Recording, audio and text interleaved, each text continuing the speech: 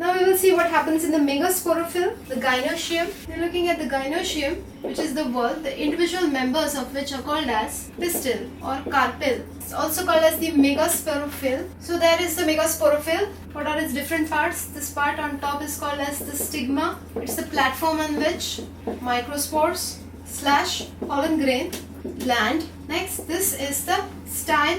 What is its purpose? You know that after pollination there is a formation of a pollen tube. It allows time for the maturity of that pollen tube. You can say pollen tube passes through it. It allows time for maturation.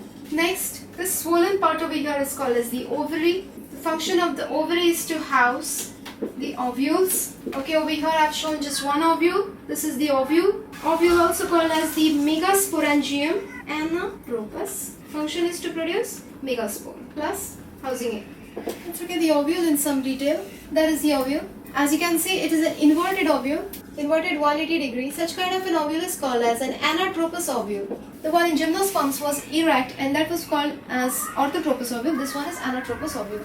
It has different parts on it. The stalk-like structure that you see over here, which will carry the vascular strand, provide it nourishment, etc. This one is called as a funiculus. This point of attachment of the funiculus with the ovule is called as the hilum. Hilum can be called as point of attachment of funiculus with ovule. Once the ovule becomes seed and it comes off, you can see a demarcation very clearly on the seed coat. For example, in chiku seed and all, you can see the demarcation very clearly in the white line. That's the hilum. As you can see, this ovule has been covered by integuments. There are 2 integuments present in here. In gymnosperms, it was just a single integument, that was unitegmic. This one is bitegmic. Bitegmic, meaning 2 integuments. The outer integument is called as the testa and the inner integument is called as the tegmen. Both of them are integuments. At one point, the integuments are not present. This opening is called as the micropyle. It is the opening through which pollen tube enters. As of now, pollination has not occurred. What will the ovule do? What is its function? Its function is to produce the megaspore. What is this mass of cells called inside? This mass of cells is called as the nucellus. Ovule is a sporophytic structure, so everything over here, all these things over here are going to be 2N structures, isn't it? All these cells will be 2N cells since all these are parts of the sporophyte. One of the nucellus cells will mature itself into a megaspore mother cell, which will undergo the process of meiosis and produce 4 megaspores. Same thing had happened in the gymnosperms as well. The megaspore mother cell that had differentiated in the nucellus of the ovule had undergone the process of meiosis to produce 4 megaspores. These 4 cells that have been formed over here, these are called as the megaspores, which are all haploid structures. What had happened then? 3 had degenerated in the gymnosperms to produce only 1 functional megaspore. The exact same thing is going to happen over here. 3 megaspores will degenerate over here as well from micropylar end, and what will remain will be just a single cell in the center. The single cell that remains after degeneration of the 3 megaspores is called as the functional megaspore, which is said to be the first cell of female gametophyte. And as such, the microspores and the megaspore, that is the first cells of the male and the female gametophytes, have been successfully produced by this angiospermic sporophyte. Okay, so this sporophyte has successfully formed the gametophytes.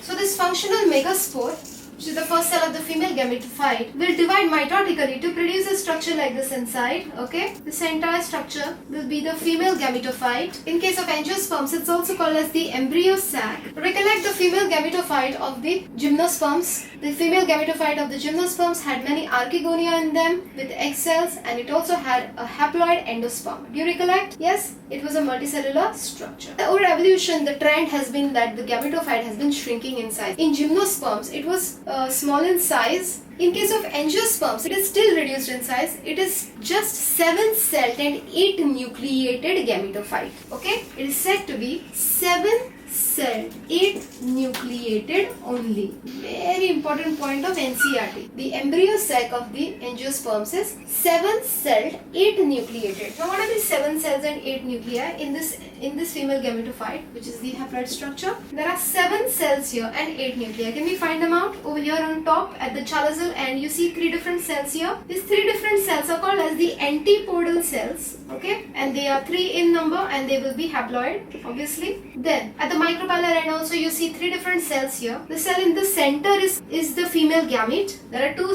cells flanking the female gamete, and those 2 cells are called as the synergid cells. This big cell over here, you see this biggest cell. Okay, this cell is called as the central cell, and it is said to be the largest cell of female gametophyte. There are 2 nuclei in it. The 2 nuclei are called as polar nuclei.